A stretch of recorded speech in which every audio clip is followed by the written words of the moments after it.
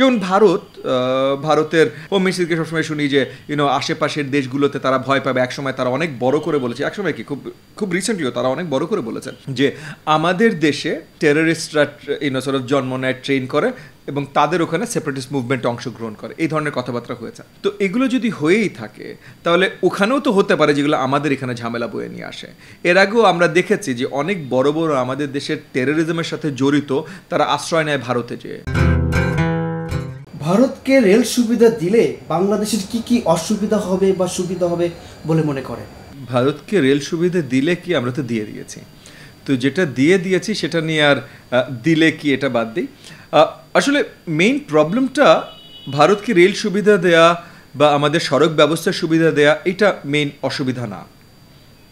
এটা মনে করেন ট্রেডের একটা অংশ হতে পারে, সম্পর্কের একটা অংশ হতে পারে। মেইন অসুবিধাটা হলো যে এটার প্রেক্ষিতে আমরা পাচ্ছি কি। আমি আপনাকে ট্রেন চলাচলের বা সড়ক ব্যবহারের সুবিধাটা দিলাম, আমি কি পাচ্ছি? আমি কোন জায়গায় ট্রেন চলাচল বা সড়ক ব্যবহারের সুবিধা পাচ্ছি? বা আমি আপনাকে ট্রেন চলাচলের সুবিধা এবং সড়ক ব্যবহারের সুবিধা যে জায়গায় যাওয়ার জন্য দিলাম সেই জায়গায় আমাকেও আপনি অ্যাক্সেস পুরো ওপেন করে দিচ্ছেন কিনা, নাকি জাস্ট আমার গার উপর দিয়ে চলে যাচ্ছেন? সো আসলে এই যে প্রেক্ষিতে কি পাচ্ছি এইটা সবচেয়ে বড় আলোচনার বিষয়। কারণ কি যে এই জিনিসগুলো যদি আমরা তাদেরকে দেই, যে কোনো নতুন কাজ করলে ওই নতুন কাজের সাথে সমস্যা আসবে। সো ভারতকে বা নেপালকে বা মিয়ানমারকে বা ভুটানকে যদি আমি রাস্তার ব্যবস্থা, আমার সড়ক চলাচল ব্যবস্থা ইউজ করতে দিই বা আমার রেলপথ ইউজ করতে দিই, ব্যবহার করতে দিই, তাহলে নতুন সমস্যা আসবে। কিন্তু এই সমস্যাগুলো ওয়ার্থ ইট কিনা, সো আমি প্রেক্ষিতে কি পাচ্ছি। সো মনে করেন যে যদি আমার কোনো ডিফেন্স আমার কী বলে অভ্যন্তরীণ ল অ্যান্ড অর্ডার রিলেটেড কোনো সমস্যা আসে, যেমন ভারতের স্টেট মিনিস্ট্রি অফ স্টেট থেকে সবসময় তাদের হোম মিনিস্ট্রি আর কি, হোম মিনিস্ট্রিকে সবসময় শুনি যে আশেপাশের দেশগুলোতে তারা ভয় পাবে। একসময় তারা অনেক বড় করে বলেছে, একসময় কি খুব রিসেন্টলিও তারা অনেক বড় করে বলেছেন তাদের হোম মিনিস্ট্রি থেকে যে আমাদের দেশে টেররিস্টরা জন্ম নেয়, ট্রেন করে এবং তাদের ওখানে সেপারেটিস্ট মুভমেন্টে অংশগ্রহণ করে, এই ধরনের কথাবার্তা হয়েছে। তো এগুলো যদি হয়েই থাকে তাহলে ওখানেও তো হতে পারে যেগুলো আমাদের এখানে ঝামেলা বয়ে নিয়ে আসে। এর আগেও আমরা দেখেছি যে অনেক বড় বড় আমাদের দেশের টেররিজমের সাথে জড়িত তারা আশ্রয় নেয় ভারতে যেয়ে। আমি বলিনি ভারতের সরকার তাদের আশ্রয় দিচ্ছে, বা তারা আশ্রয় নেয় ভারতে যেয়ে। সো এই জায়গাগুলোতে নতুন সমস্যা যেগুলো আসবে সেগুলোর সমাধানও খুঁজে বের করা যাবে। সো যেমন মনে করেন যে ভারত যদি আমাকে সড়ক ব্যবস্থা ইউজার অ্যাক্সেস দেয় এবং আমি ভারতকে সড়ক ব্যবস্থা ইউজার অ্যাক্সেস দিলাম, তখন আমার হোম মিনিস্ট্রি, ভারতের হোম মিনিস্ট্রি দুজনেই ইনভলভ থাকবে যে ভারতের থেকে যদি আমার এখানকার কোনো অভ্যন্তরীণ ল এনফোর্সমেন্টের ইস্যু তৈরি হয়, ভারত সহযোগিতা করবে। ভারতের ওখানে যদি আমার এখান থেকে কেউ যে অভ্যন্তরীণ কোনো ল এনফোর্সমেন্টের ঝামেলা শুরু করে, আমাদের হোম মিনিস্ট্রির ফুল সহযোগিতা থাকবে। সো প্রত্যেকটা প্রবলেমের সলিউশন আছে। পয়েন্টটা হলো যে এই সলিউশনটা বের করার মতো জায়গায়ও আমরা পৌঁছেছি কিনা। যদি আমি একতরফা সব কিছু দিয়ে দিই তাহলে কোনো কিছুরই সলিউশন বের করার মতো জায়গায় তো আমরা যাইনি। যেমন মনে করেন আমি আপনি প্রতিবেশী, আমি বললাম যে আমার দুয়ার আপনার জন্য খোলা, কোনো সময় রান্নায় আপনার তেল কম হয়ে গেছে, আমার কিচেনে এসে আপনি খুলে নিয়ে যান, আমার পারমিশন নিতে হবে না। আপনার লবণ কমে গেছে, নিয়ে যান, পারমিশন নিতে হবে না। আপনার বাসায় মেহমান আসছে, মিষ্টি নেই, আমার কাছ থেকে নিয়ে যান, কোনো পারমিশন নিতে হবে না। ঠিক আছে? তাহলে একইভাবে যদি আপনি দরজাটা খুলে দেন আপনার, তাহলে কিন্তু আমার কোনো অভাব হচ্ছে না যে আমার মিষ্টি, আপনার মিষ্টি নিয়ে আপনি আমার কাছ থেকে নিয়ে গেলেন, আবার আমার বাসায় মেহমান আসছে, আমার মিষ্টি নিয়ে আপনি আপনার বাসা থেকে নিয়ে আসলাম। কিন্তু আপনি দুয়ার খুলবেন না, শুধু আমার দুয়ার খোলা থাকবে, তাহলে তো ভাই ঝামেলাই ঝামেলা। তাহলে 100 ধরনের ঝামেলা হতে পারে, ঠিক না? সো পয়েন্টটা আসলে কত ধরনের ঝামেলা এইটা না, পয়েন্ট হলো ঝামেলার সলিউশন কোনো কিছু আমরা তৈরি করছি কিনা, এবং সলিউশন তৈরি করার জন্য আগে দেখতে হবে আমরা প্রেক্ষিতে পাচ্ছি কি। কিন্তু আমরা কিছুই পাচ্ছি না। এই পর্যন্ত আমাদের সরকার থেকে আমরা যা জেনেছি যে আমরা এই সড়ক চলাচল, ট্রেন চলাচল ব্যবস্থা দিয়ে দিয়েছি, এবং আমরা ভারত এখন আলোচনা করবে আমাদেরকে কি দিবে। আরে ভাই, এটা একটা কথা হলো? আমি তোমাকে দিয়ে দিয়েছি, তারপর তুমি আলোচনা করবে কি দেবে। এটা কি এক্সচেঞ্জ?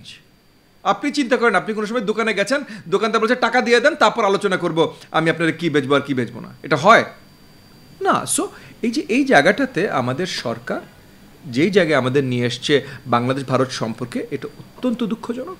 এবং এটা অবভিয়াসলি এটা মেন্ট করা ছাড়া, ফিক্স করা ছাড়া আমাদের আর তেমন কোনো উপায় নেই। চিকেন নেকে সামান্য করিডোর পেলে নেপালের সঙ্গে সড়ক যোগাযোগ চালু করতে পারে বাংলাদেশ, কিন্তু বাংলাদেশ সেটা পাচ্ছে না কেন?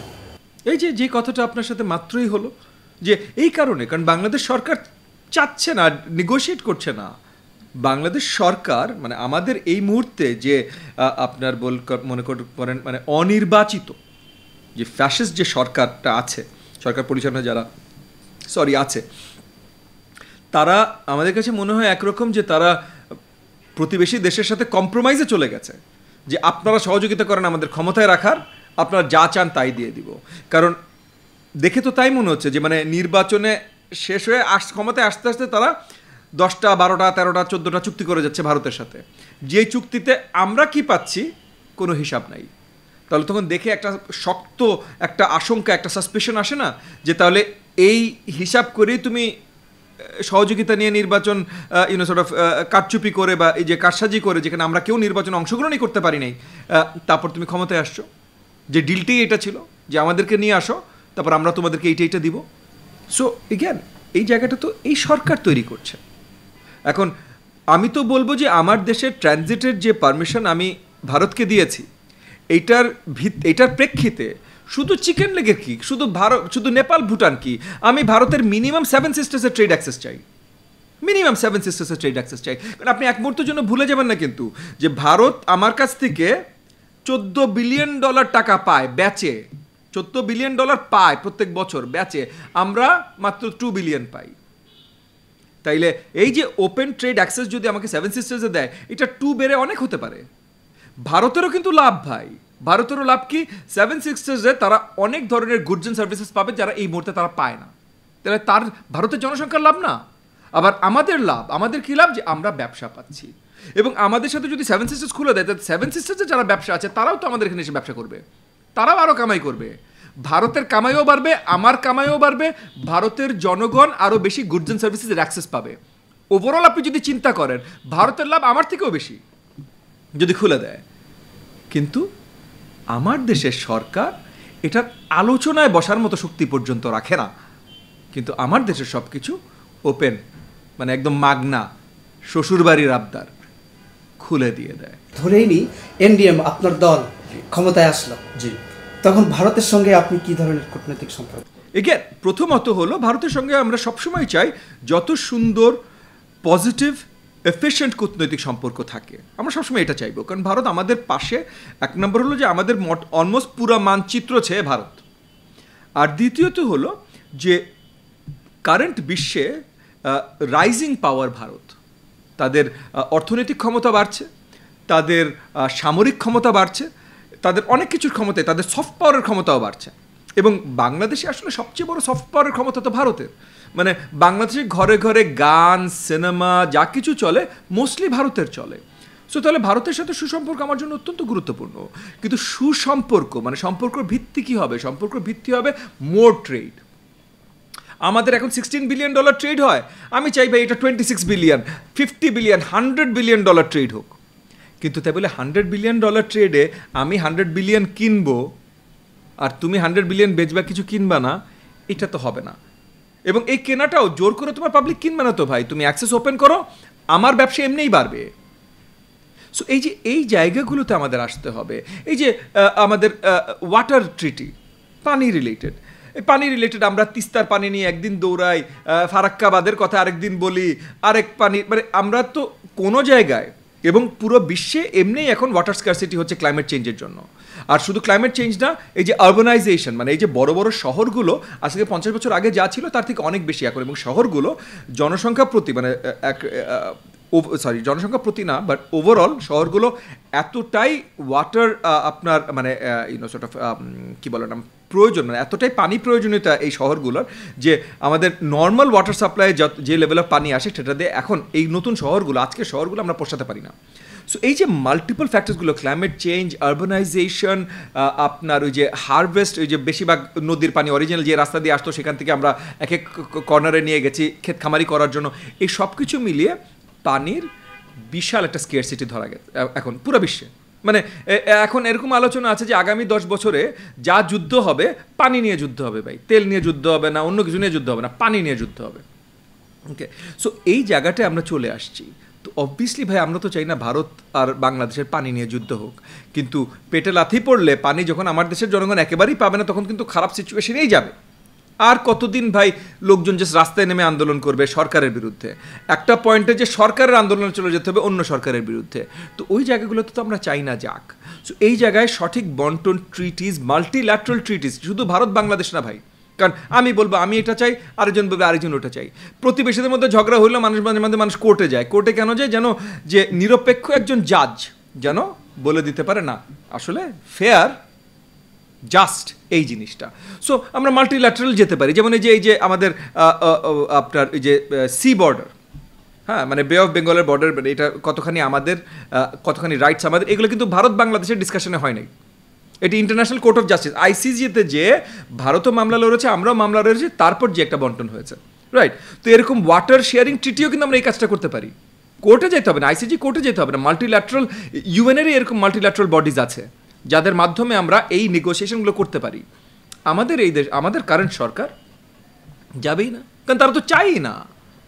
তারা তো বলেছে, একজন মন্ত্রী বলেছিলেন না, স্বামী স্ত্রীর সম্পর্ক, স্ত্রী স্যাক্রিফাইস করবে, স্বামী যা ইচ্ছা তাই করবে।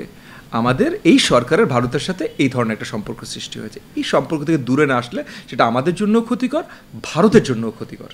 আপনি কি মনে করেন নরেন্দ্র মোদীর কোয়ালিশন সরকার 5 বছর ক্ষমতায় থাকতে পারে? নরেন্দ্র মোদীর কারেন্ট যে কোয়ালিশন সরকার, যদি অবভিয়াসলি আমি ভারতের রাজনীতি বিশেষজ্ঞ না, তবু আমি বলছি যে যেভাবে নরেন্দ্র মোদীর সরকার এবার এসছে তাতে বড় কোনো কারণ নেই যে 5 বছরের ভেতরে তার কোয়ালিশনের ধস নামতে পারে, বড় কোনো কারণ নেই। হ্যাঁ, obviously it's an unsteady coalition in the sense যে বিজেপির একক মেজরিটি না, যেহেতু বিজেপির একক মেজরিটি না, আরও দুটো পার্টি আছে উইথ এনাফ সিটস যে মাঝখানে তাদের সাথে রাজনীতিতে কোনো ঝামেলা হলে তারা যদি একসাথে অপোজিশন ক্যাম্পে চলে যাওয়ার হুমকি দেয় বা চলে যায়, তখন এই ক্যাবিনেট, এই সরকার কোল্যাপস করতে পারে নরেন্দ্র মোদীর। তবে এটার সম্ভাবনা খুবই কম, মানে কারণ যারা তাদের সাথে আছেন, বিজেপি সরকার তাদেরকে যে নিয়েছেন, এদের ভেতরে আসলে কংগ্রেস মেম্বারসই আছেন, মানে যারা কংগ্রেসের কোয়ালিশনে ছিলেন তারাই আছেন। তো তারা কংগ্রেস কোয়ালিশন কেন ছাড়লেন, কি ছাড়লেন, এগুলোর ইতিহাস যদি একটু ঘেটে দেখেন তখন বুঝবেন যে তারা যতদিন পর্যন্ত বিজেপি সরকার আছে, যেটা এই মুহূর্তে আছে, ততদিন পর্যন্ত বিজেপি সরকার ছেড়ে যাবার সম্ভাবনা তাদের খুব কম। আমি এটা নিয়ে আর বড় বিশ্লেষণ করলাম না, এখন বিশ্লেষণে আমি ভুলও চাই না, আবার ভারত নিয়ে বেশি কথা বলতে চাই না, ভুল চাই না, কারণ আমি নিজে বিশেষজ্ঞ না, আমি প্রথমেই বলে নিয়েছি। তবে এই কারণে আমার মনে হয় যে বিজেপি সরকার আগামী 5 বছরের জন্য আছে। তবে গত 5 বছর যত শক্তিশালী সরকার ছিল, যে কোনো স্টেটে, যে কোনো জায়গায়, যে কোনো ইনস্টিটিউশনে তারা যেভাবে ইচ্ছা চোখ বন্ধ করে হাত দিতে পারতো, আগামী 5 বছর হয়তো এটা তারা নাও পারতে পারে।